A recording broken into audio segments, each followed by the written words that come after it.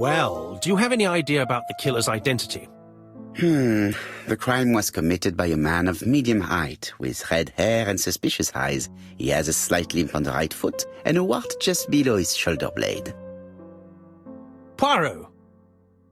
Mon ami, what do you want? You fix upon me a look of dog-like devotion and demand of me a pronouncement à la Sherlock Holmes. Now for the truth. I do not know what the murderer looks like, nor where he lives, nor how to set hands upon him. What shall we do, then? Nothing. Nothing? Do not be so impatient, Hastings. The killer will manifest himself soon enough. I thought I heard the postman. Maybe there's some news. I would go and see.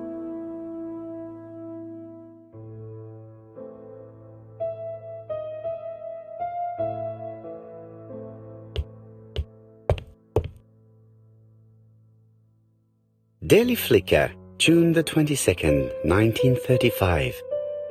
Battle over control of bank system. What will the government do for money? Andover, murder of a tobacconist.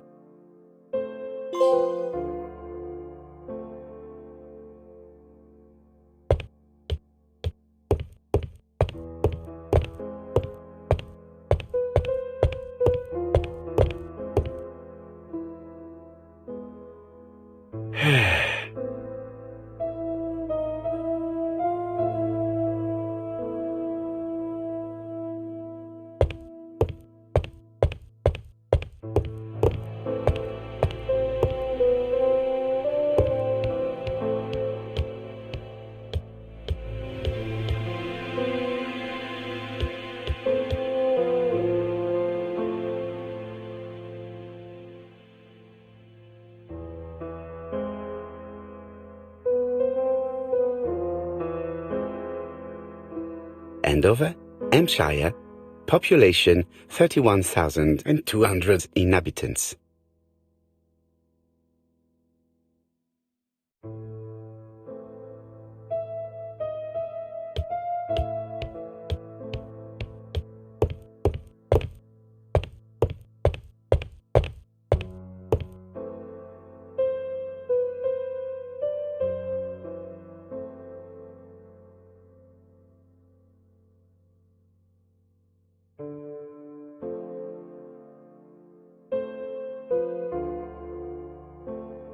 Dear Mr. Poirot, well, what do you think?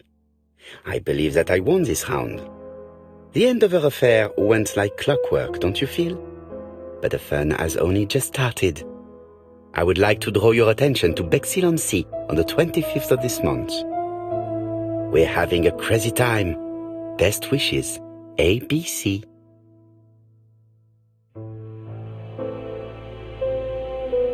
The next crime will be in Bexhill. We must warn Jap to Scotland Yard.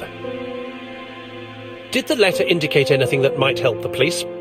To be honest, I think we can already guess something about the next victim. But I need to think about it a little more.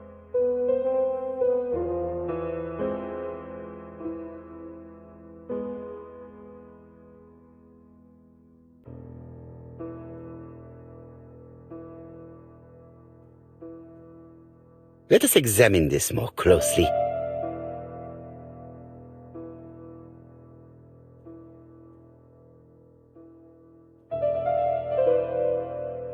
Certain characters in the two letters may have similar defects. Yes, the A appears to be quite unusual. That's right. The A characters in the two letters do indeed have the same defects. I have to find some other similar defects to confirm my theory. Let us examine the characters in this word. Let us examine the characters in this word. Yes, this I is weird. However, the characters in the two words do not match. Let us examine the characters in this word. Yes, The I characters in the two letters do indeed have the same defects. I have to find some other similar defects to confirm my theory.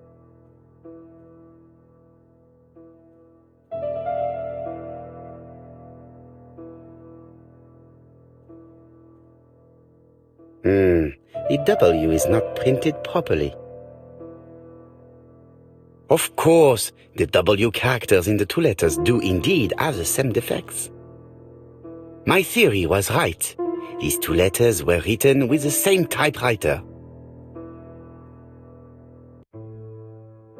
Both letters were written on the same typewriter and show the same characteristics. You surprise me, Poirot. You usually ignore material proof. But there is nothing usual about this case, Hastings.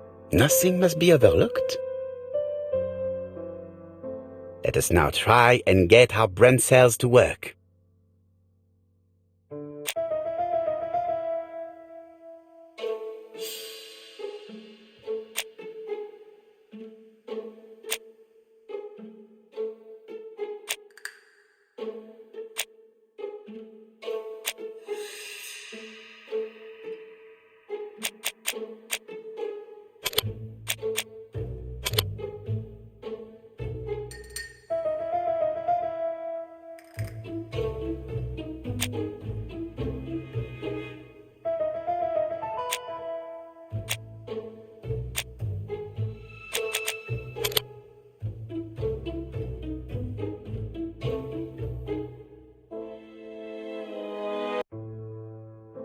So, Poirot, have you found something? Oui, I believe so. But I am afraid it is not enough to stop the murderer. Let us go and see Chief Inspector Japp. I will explain there.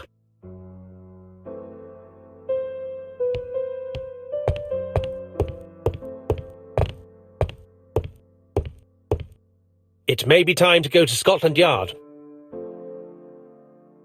No doubt about it. Hastings is going bored.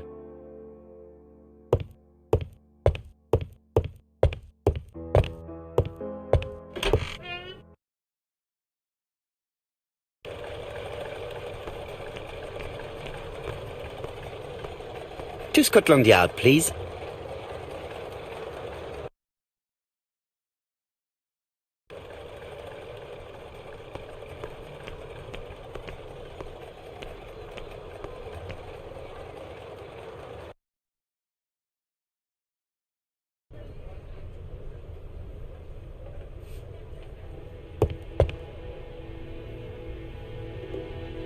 Japp has invested a great deal in his career.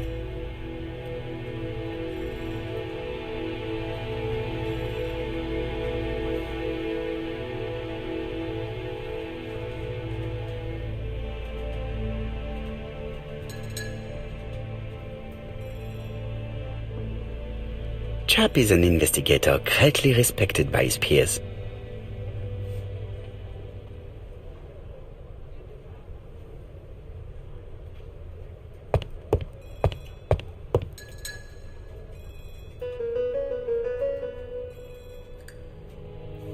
London. I really like this city. One thing is certain, you never get bored here. Alice Asher was murdered in Andover, the ABC killer's first murder.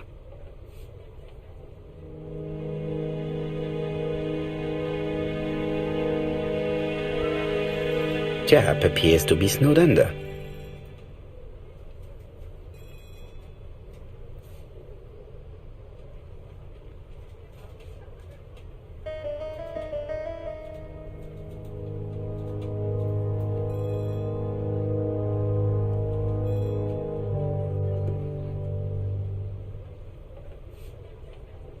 Japp appears to already be overloaded with work. My news is not going to improve matters. Bonjour, Chief Inspector. I am afraid we have some bad news. I have just received another letter signed ABC. The next crime will be on the 25th in Bexhill-on-Sea. Are you completely sure it's from the same person? I have compared the two letters. There is no doubt about it. I suppose you think he's going to carry out his threats. I fear so. Good God, Poirot, Bexhill is very busy at this time of year, and we have no idea who the next victim will be. I suspect that the name of the second victim will start with B. What on earth makes you think such a thing? I thought about it when I saw the name Asher clearly written over the shop door of the unfortunate woman who was murdered in Andover last month.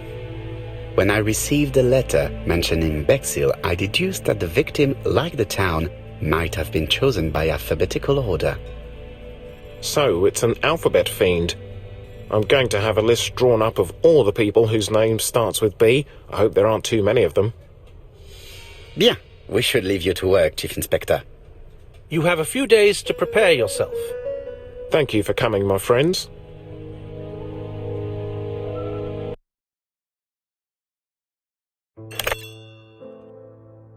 Poirot? Chief Inspector Japp, your call does not bode well. Indeed, we have just found the body of a young woman on the beach in Bexhill. An ABC was placed on the body. We'll be there as soon as possible.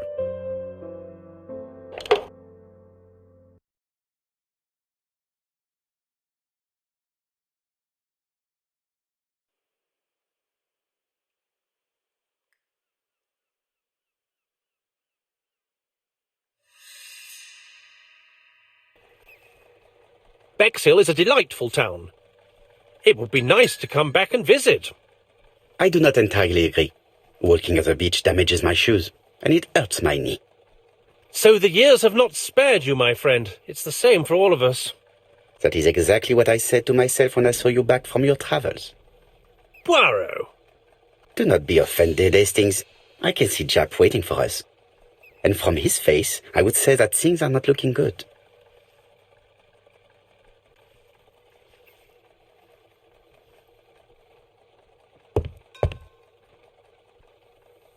Bexhill seems to be a pleasant little town.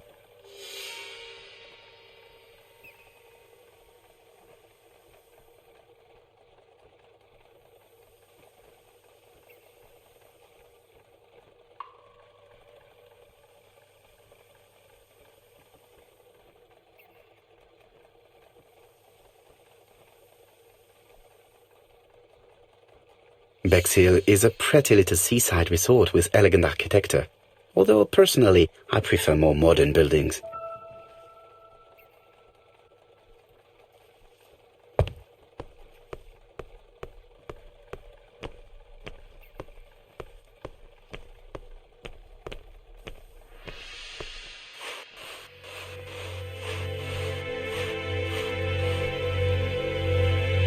How do you do, gentlemen? Chief Inspector? I fear your admirer has struck again, Poirot. We haven't yet identified the victim, but it's a young woman, 20 to 25 years old. Death occurred last night between 11:30 and 1 o'clock, and we found an ABC guide on the body. Was she pretty? Come on, Poirot, that's rather out of place. It has no bearing on the murder. Are you certain? For women it is often the most important thing. It often decides their destiny. The body hasn't been moved. You can see for yourself. Has the press been informed? Not yet, but I'm planning to. I haven't yet informed them about the presence of the ABC guide in Andover. Nobody has reported a young woman missing? Not for the moment. No witnesses, I imagine? Indeed. We've asked everybody who may have met a young woman fitting her description last night to come and see us, but I have little hope of gaining anything from it. It's early days, Chief Inspector, and the news may not have spread around the town yet. I hope you're right, Hastings.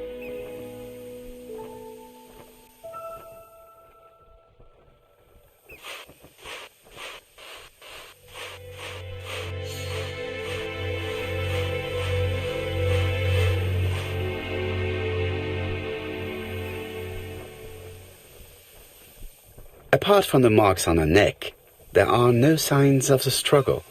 She didn't manage to hit her assailant. She was a great beauty. Strange that Japp didn't notice it. These marks have been left by a rope or a braided cloth. A braided silk belt. It may have belonged to the victim.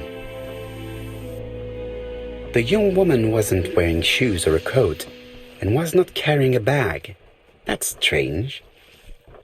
Either the murderer stole her belongings, or she put them somewhere safe. Maybe so that she could bath.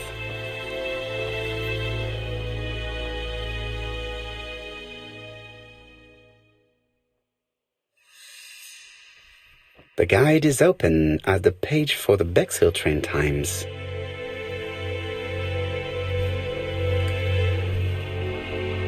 This key is too small to be one for a house. Without a doubt, it is for a padlock. Let us now try and get our brain cells to work.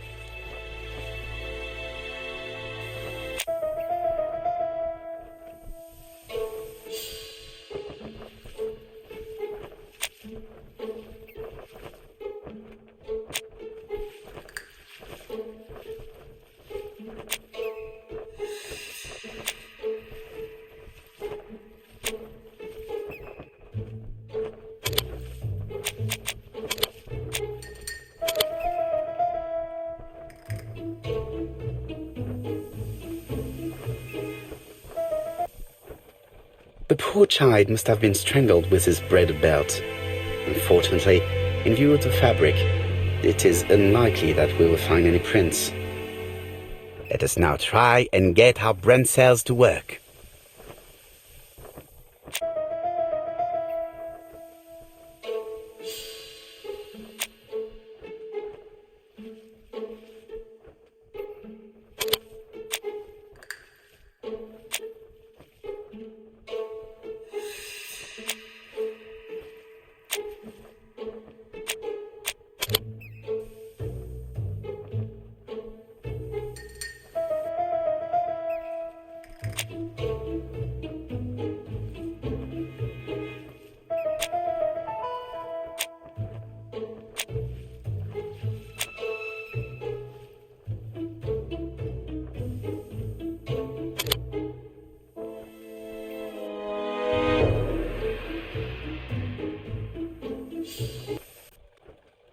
The medical officer should confirm that the victim was strangled with her own belt. That's what I thought. She shows the usual signs of strangulation. With a little luck, we'll find prints this time. You are too optimistic, Hastings. Our killer is far too meticulous for that.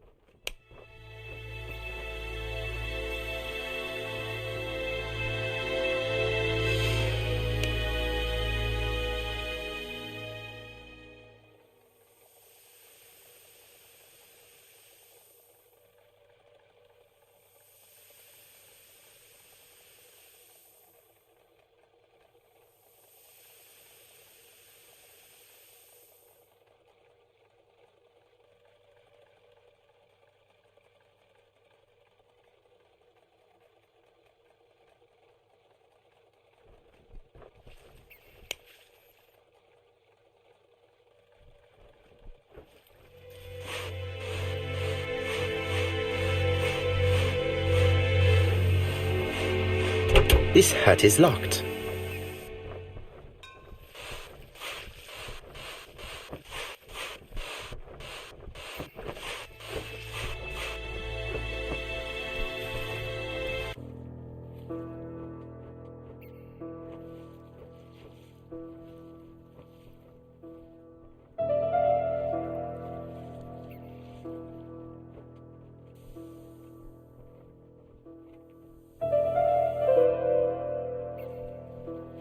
The number is upside down. This is definitely at number 6.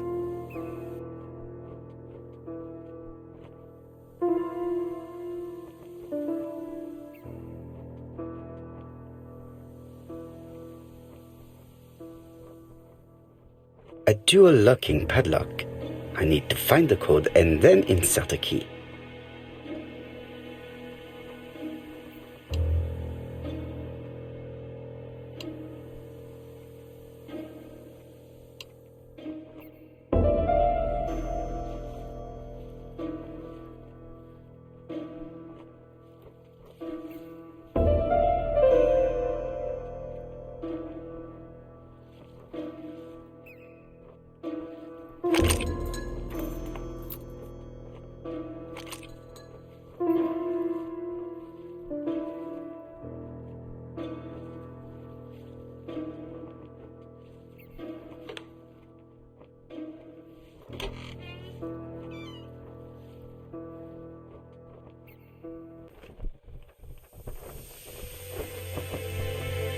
It definitely was here that the victim left her belongings.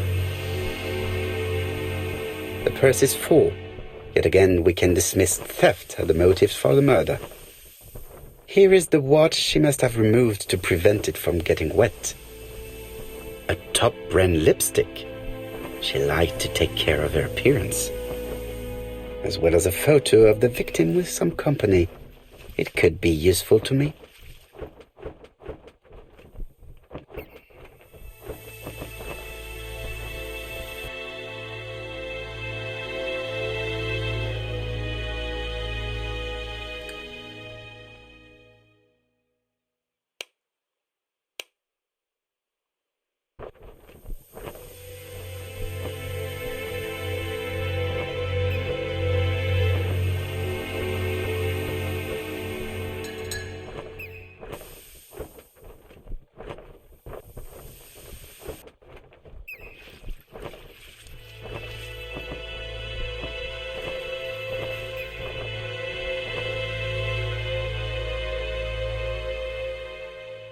Betty's first day at work.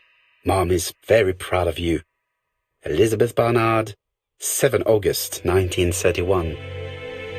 So, the young lady did have a name starting with B, and she worked as a ginger cat, an establishment that must be slightly further along the beach.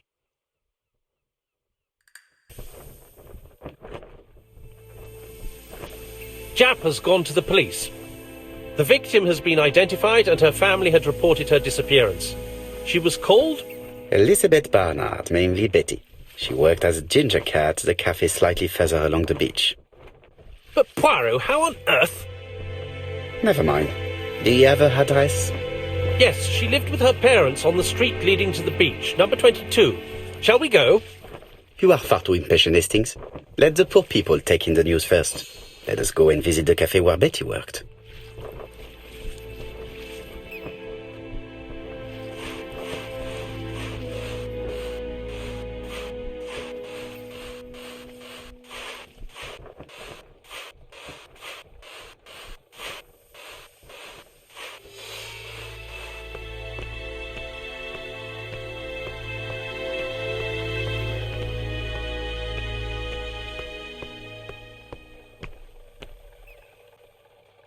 Could it be the same buildings as on the victim's photo?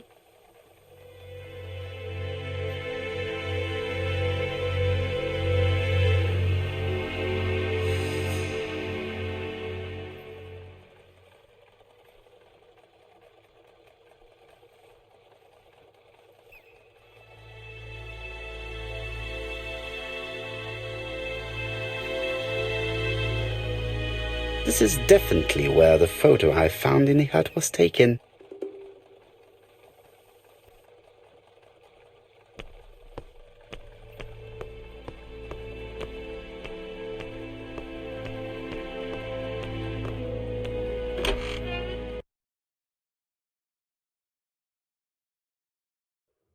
I'll be with you in a minute, gentlemen.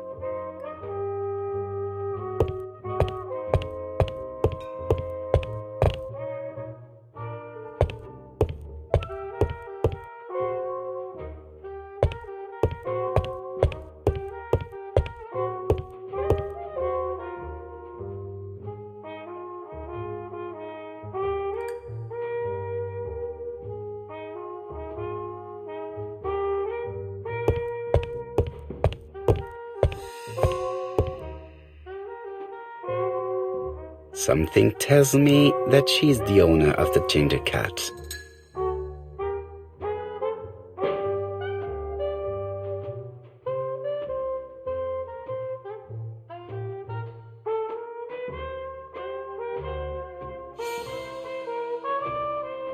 This woman must be the owner of the ginger cat.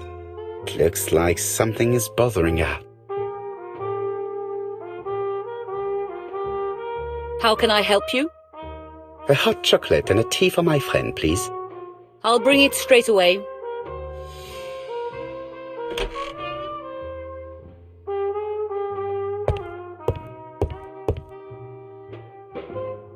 I need to know the time range during which Betty was working on her own.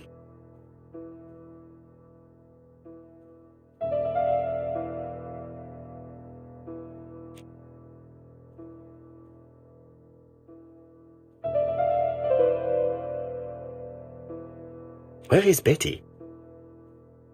Betty worked from 11 a.m. to 7:30 p.m. Would she have been alone at any time during her service?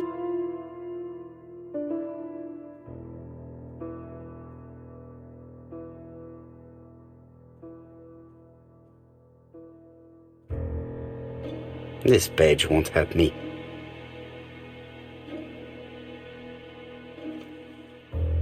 These are the different waiting staff's bills. Which ones were written by Betty?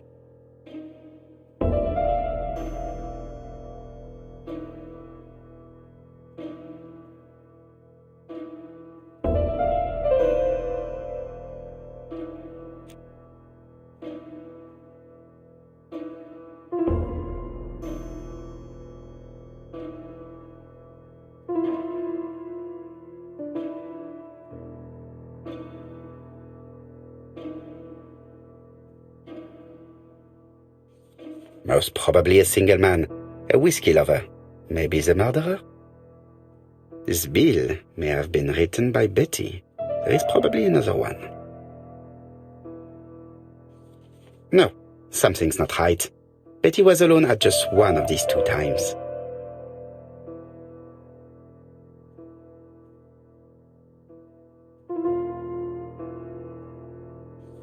Most probably a family. This bill may have been written by Betty. There is probably another one.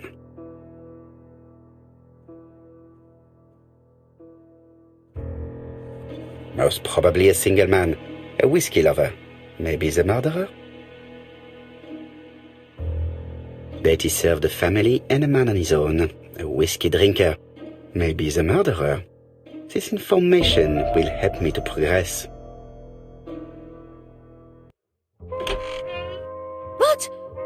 Gentlemen, what are you doing? We are searching for clues, mademoiselle. My name is Hercule Poirot. I am a detective, and this is Captain Hastings.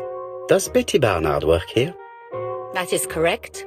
She should have been here a while ago. Punctuality is the first rule of politeness.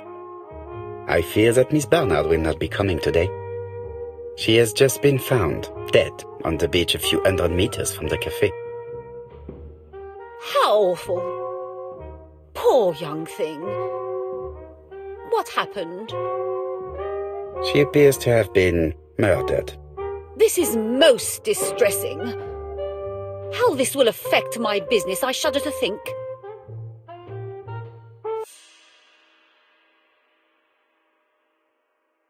Do not be so sure. Miss Barnard's tragic death may be a good advertisement for you. It makes one despair of human nature. Poor young girl. She was a hard-working and pleasant young woman.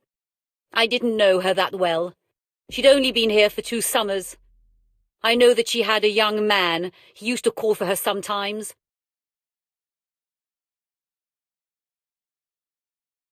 This photo was found. Is this him? Yes, that's him all right. But I haven't seen him for some time. I find young people today very hard to understand.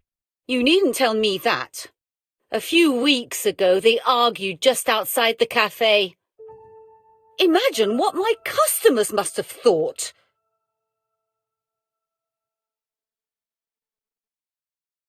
I hope for you that it was an isolated incident. It must be difficult to keep a respectable establishment if your staff show themselves to be so shameless. The young man only made a scene the once. Jealousy, no doubt. It must be said the young girl was very pretty. Thank you for your time, Mademoiselle Marion. You have been of great help.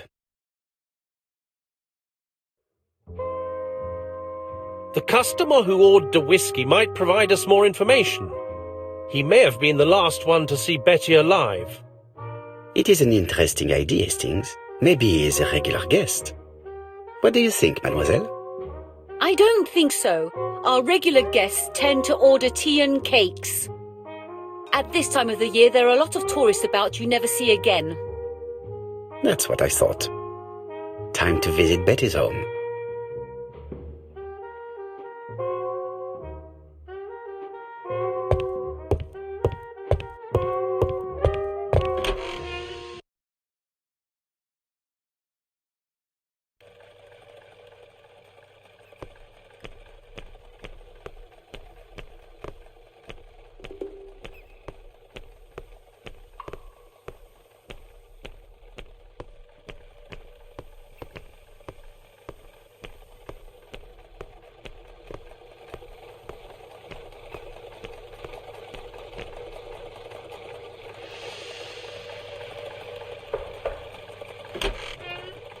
How do you do, mademoiselle? My name is Hercule Poirot. I know you. You're that detective we hear all about.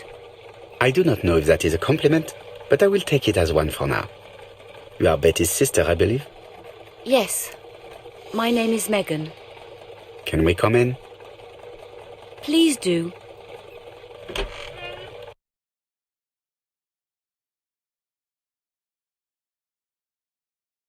My parents are at the police station. I doubt they'll be up to speaking to you later. Do not worry, we will not bother them. Did you know your sister's plans for yesterday evening? No. I arrived by train this morning. My parents called me in a panic when they discovered that Betty had disappeared. She went out last night, but she didn't tell them where she was going. What was your last conversation about? Her new dress. She wanted a pair of black stockings to go with it. Mother brought her a pair. The very day it happened. She was crying. And to think that Betty never even wore them. Poor Mummy.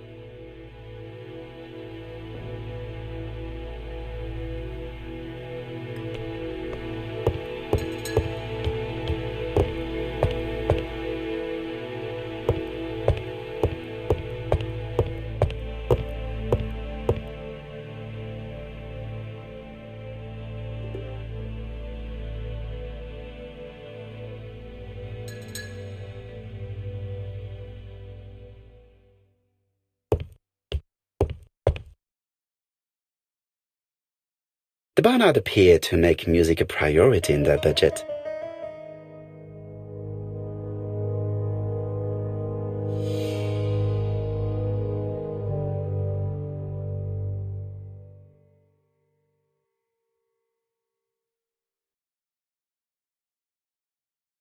Their home is modest, but the Barnards are definitely music lovers.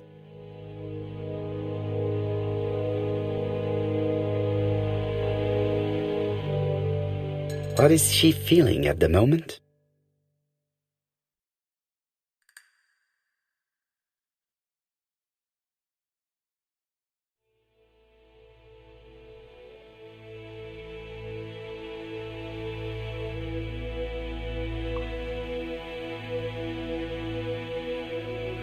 Betty's older sister is not just sad, she is angry.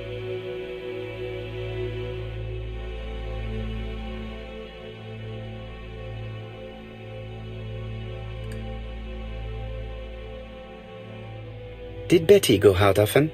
My sister wasn't a child, sir. She used to go out. She enjoyed films, dancing. She was a very good girl who didn't hang around with men. That's what they always say, no?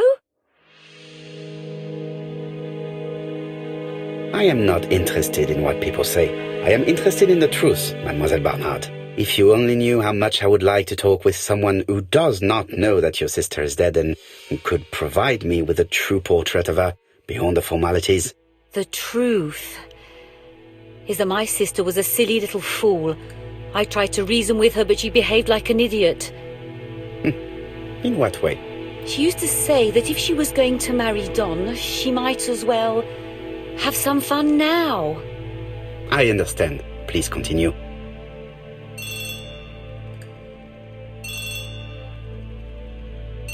Oh, excuse me, I have to answer that.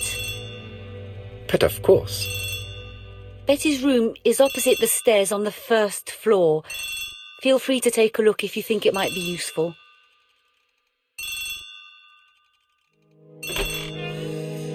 This young woman is far too clever not to have anything else for us. Do you think she's hiding something? That is what I'm trying to find out. Surely you don't think she did it? I did not say anything of the sort. But young women always ruin your judgment, Hastings. Who knows, maybe Megan was jealous of her attractive young sister. I see.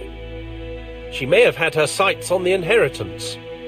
Or maybe she was in love with Donald Fraser. We have to study all scenarios, even the most unlikely. But I doubt that Mr. and Mrs. Barnard are rich enough to justify murder. While I try and get Miss Barnard to talk, I would like you to try and find Donald Fraser. It should be easy to find the estate agents where he works. Bring him to the Ginger Cat. I would like to talk with him before the chief inspector finds him.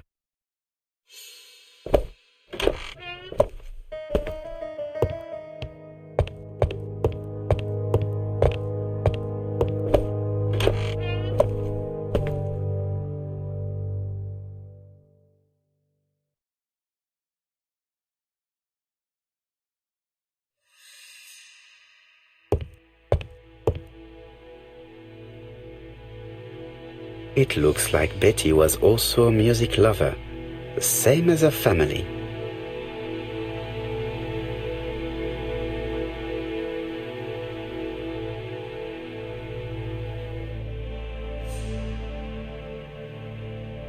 Without a doubt, Betty used to sing.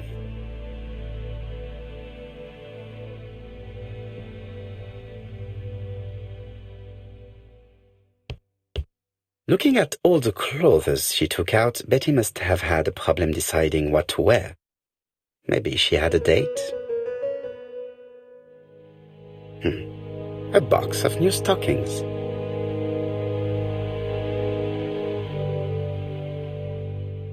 It looks like Betty has a very busy life.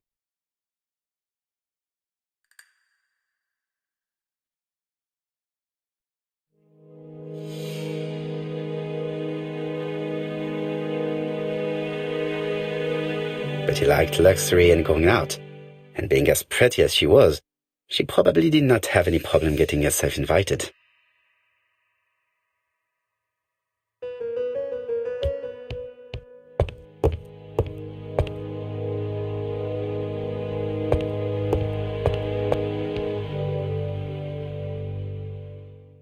Medicine to prevent voice loss. Did Betty have problems with her voice? This small key should be useful to me. I've finished with this subject.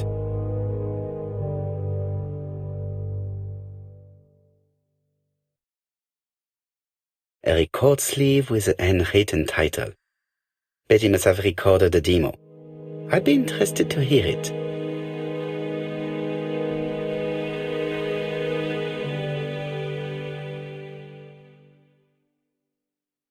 Something on this clock bothers me.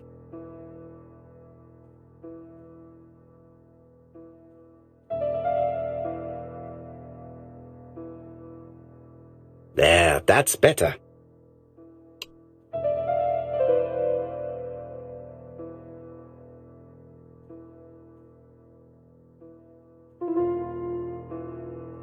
This metal disc is stuck.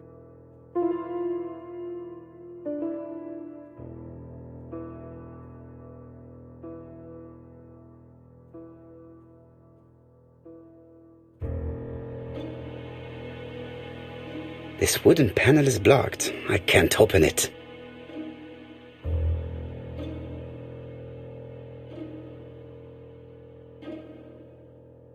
What a strange mechanism. I don't think it serves to turn the hands.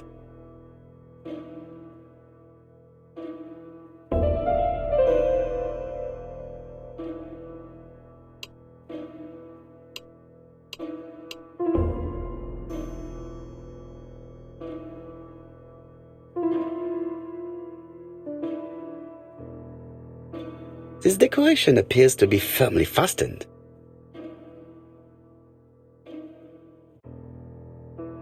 This wooden panel is blocked. I can't open it.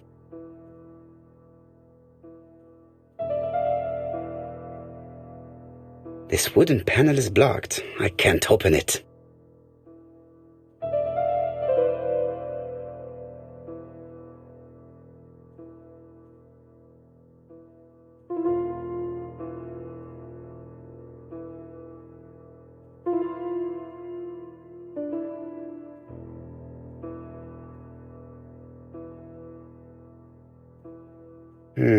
Could the screw be slightly loose?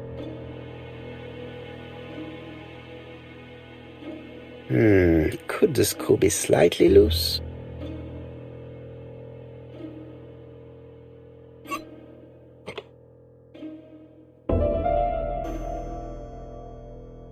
This wooden panel is blocked. I can't open it.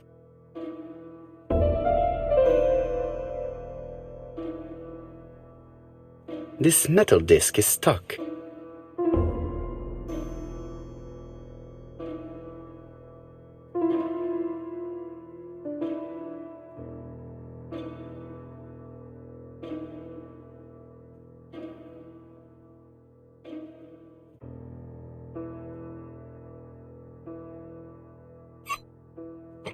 Good.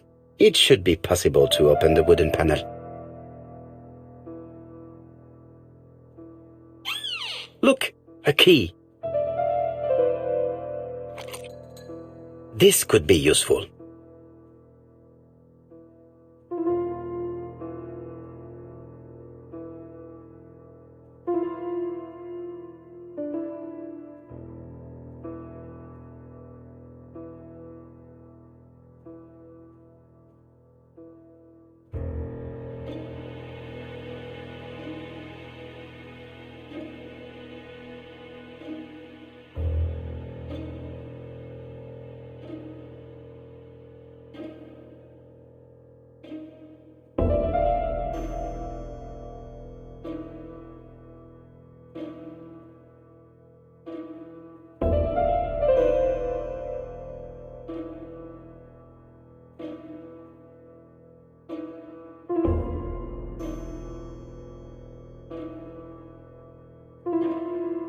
This decoration appears to be firmly fastened.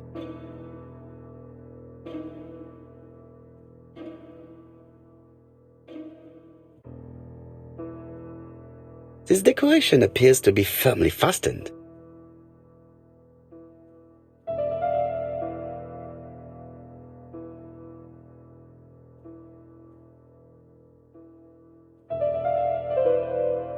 This decoration appears to be firmly fastened.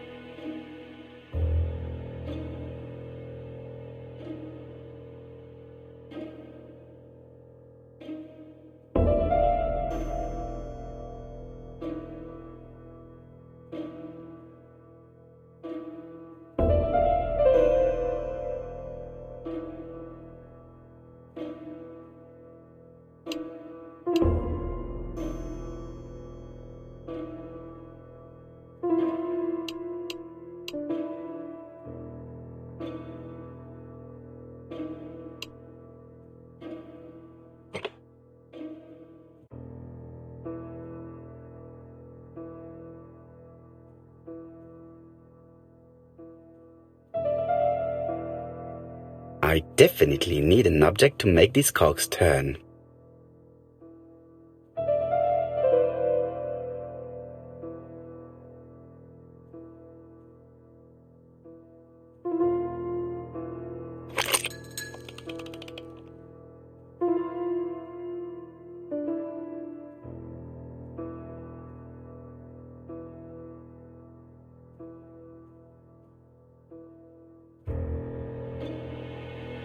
I definitely need an object to make these cogs turn.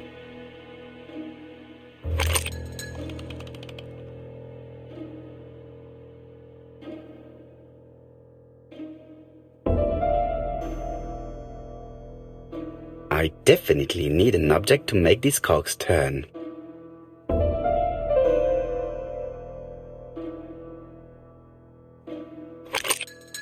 Ah! Something clicked on the front of the clock.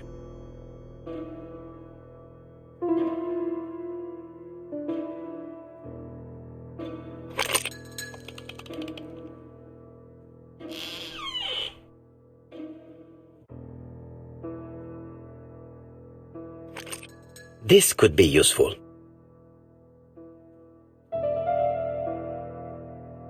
Betty, I enjoyed a wonderful evening in your company, and I hope that we will see each other again very soon.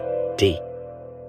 My dearest Betty, I know that your art is already spoken for, but you are the most beautiful dancer I have ever had the pleasure of meeting, and I am impatient to see you again. Adrian.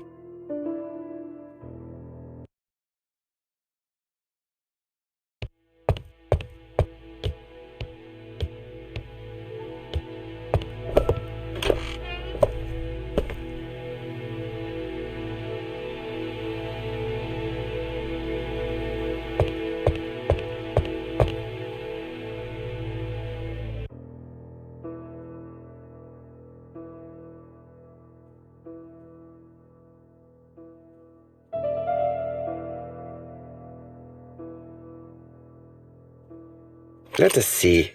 What is this cupboard hiding?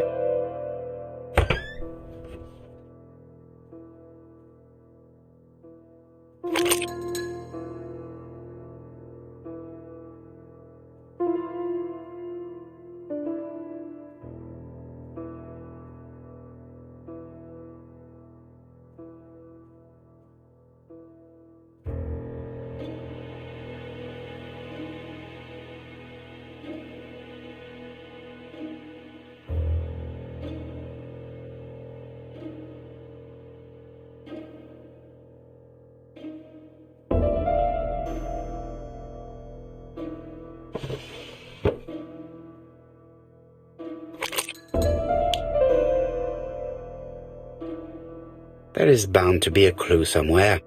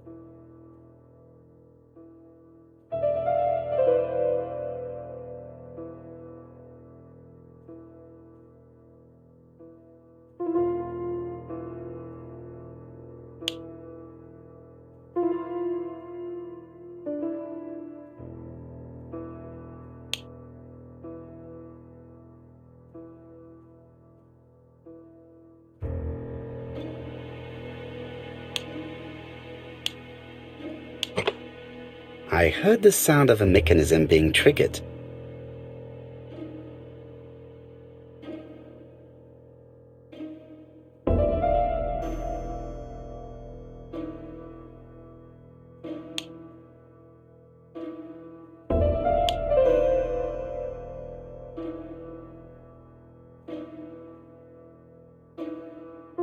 I just have to put the record on the gramophone and start it.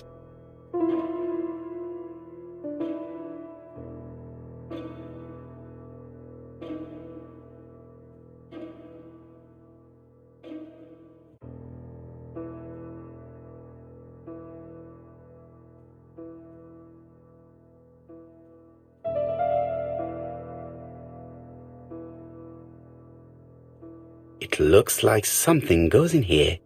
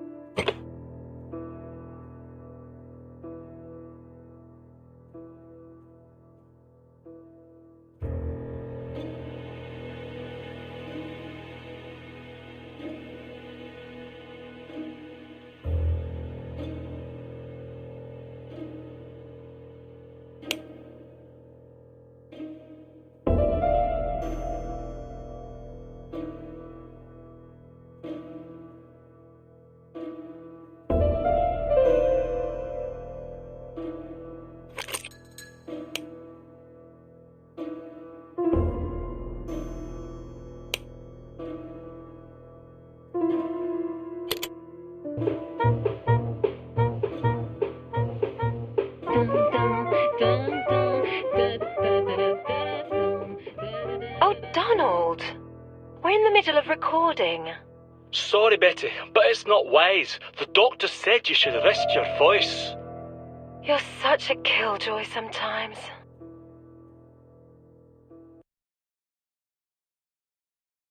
Betty was such a good singer. It's true. Did she have any problem with her throat? Yes, she had to be careful with her voice. Of course she didn't follow the doctor's advice. If Don didn't insist, she... Well, it's too late for all that now.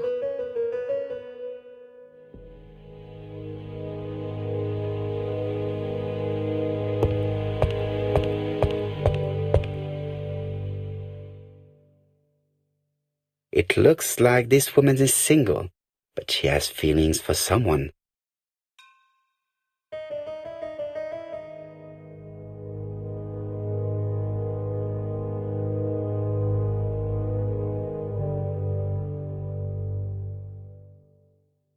She is looking so intensely at this photo. But is it really a sister that she's studying in this manner?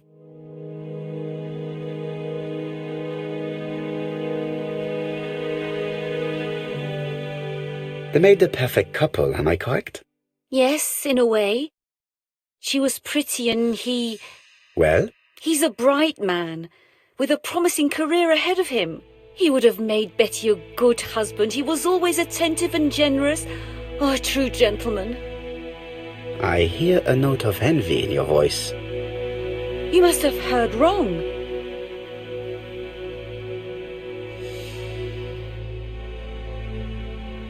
Donald appeared to be very much in love with your sister. Yes, he was mad about her. Mad, you say? Being madly in love can often be destructive, and Mr. Fraser was known for being jealous, I believe. No more than average. Men are always slightly possessive, especially when they are with a pretty woman.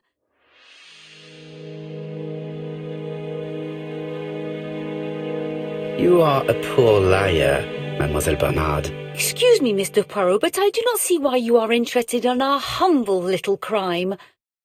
It would appear that your sister's murder is the second in a series that we have to stop as quickly as possible. The first was in Andover, and the same as your sister, the murderer sent me a letter informing me that a crime would be committed in that town. Now can I count on your honesty? Yes, you have my confidence, Mr. Poirot. Don is a quiet and sensitive young man. Slightly reserved too, and as is often the case with reserved people, when he flew into a temper he completely lost control. He could be so violent. Betty was frightened. And when was this? The first time was about a year ago, but they rowed more recently. Donald found out that Betty had lied to him. She said she was going out with a girlfriend, but she went out for dinner with a married man. It was an awful scene. She told him that until they were married she was free to go with whoever she pleased. Donald turned quite pale and started shaking and kept saying one day... Well? He'd commit murder.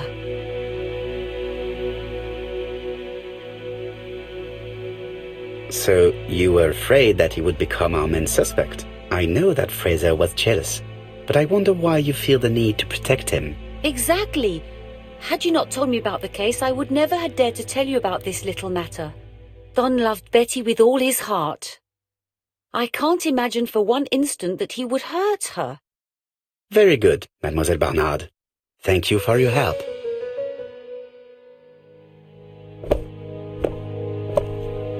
Fraser is at the Ginger Cat. The police haven't spoken to him, but they want to. Très bien, Hastings. Let's see him now. Au revoir, mademoiselle. My deepest condolences to your parents. Of course, Mr. Poirot. And don't be too hard on Don. He's more fragile than he looks. If you say so. Let us now try and get our brain cells to work.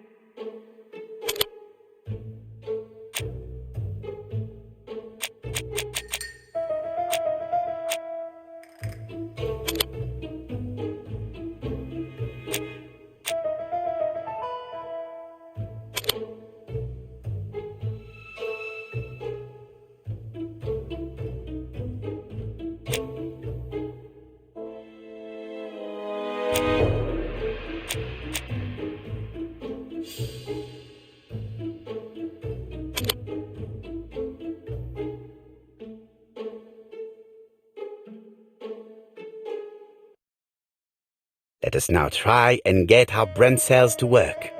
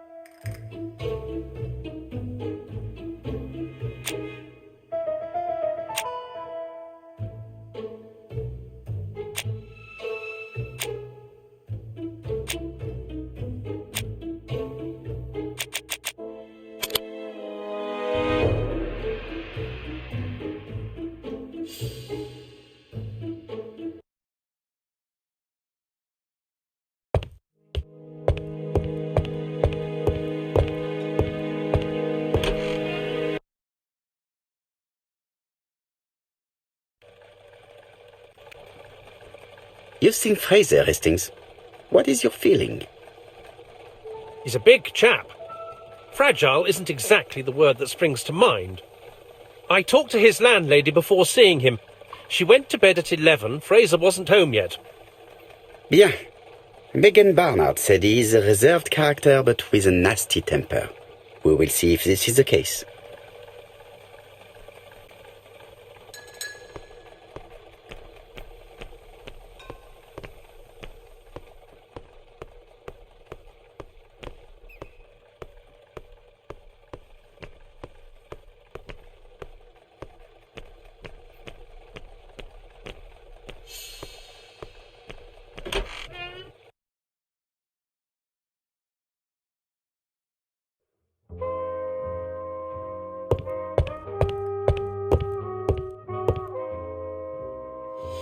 How do you do, Mr. Fraser? You're Hercule Poirot. Mr. Hastings said you wanted to speak to me. Yes. I know that it may not be at the right time, but I would like to ask you a few questions.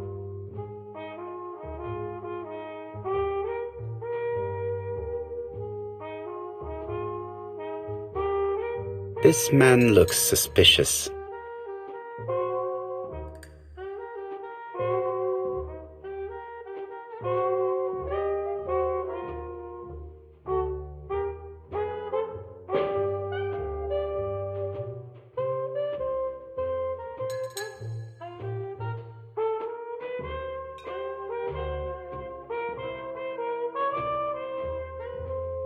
Donald Fraser is in a terrible state, as if he hadn't slept all night.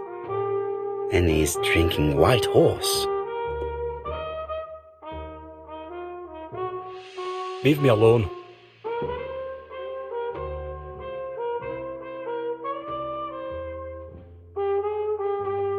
Tell me that it's a mistake, that Betty isn't dead. Sadly, your lady friend has been murdered, Mr. Fraser. Oh, Betty, if only you'd listened.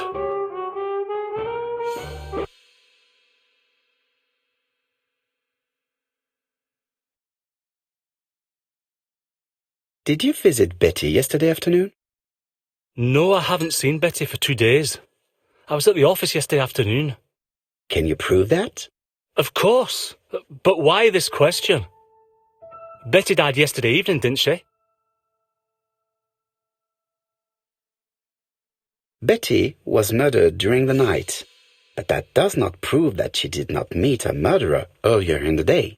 So am I a suspect? Everybody close to Betty is a suspect, Mr. Fraser.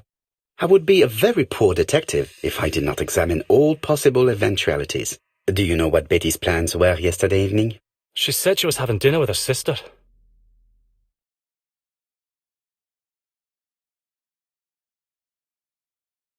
Yet, Megan only returned to Bexhill this morning, Mr. Fraser. I didn't know. Right. May I ask you what you were doing yesterday evening? I spent the evening working. Your colleagues can confirm this? No, I often take work home with me.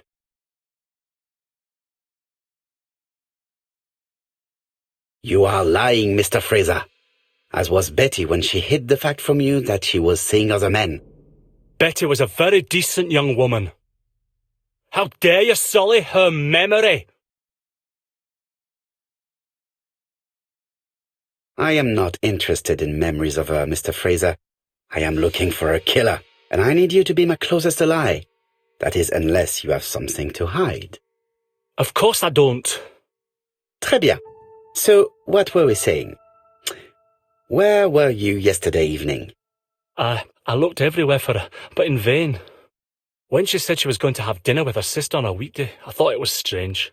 I tried not to think about it, but I was like a lion in a cage. I was convinced she was lying. So I went round all the restaurants in the town. When I didn't find her, I went to the next town. But nothing. I must have got home about midnight or 1 o'clock. Did anybody see you? I don't think so. I didn't talk to anybody. I was so furious.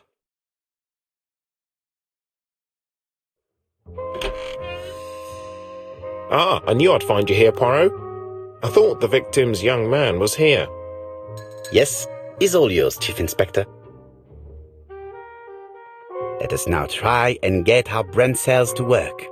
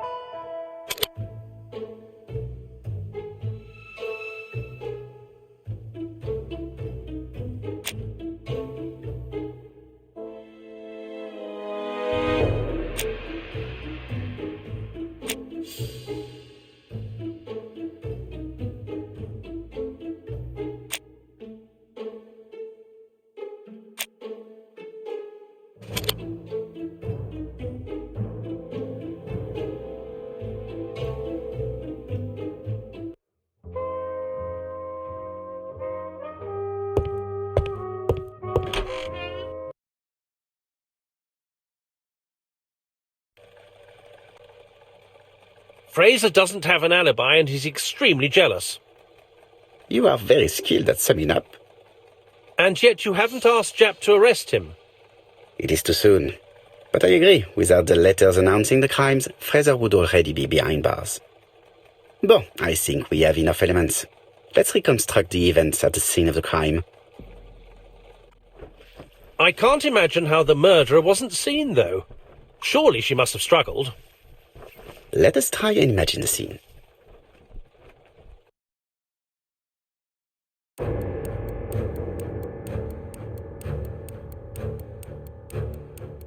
The killer and the victim are walking on the beach. Miss Betty has a bag, a belt around her waist, and carries her shoes in her hand. Both of them walk slowly to hut number 5.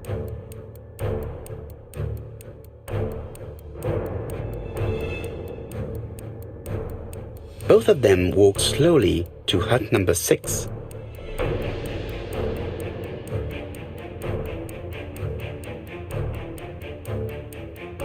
Miss Betty enters the hut. She leaves without her belongings. Then she hides a coat.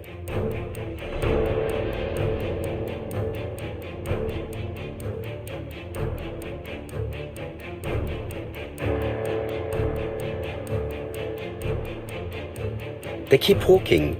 Then she removes her belt. The murderer moves behind her and then attacks her by surprise. The body falls, lifeless, on the sand. Everything appears to match the crime scene, mon cher Hastings. That is exactly what happened.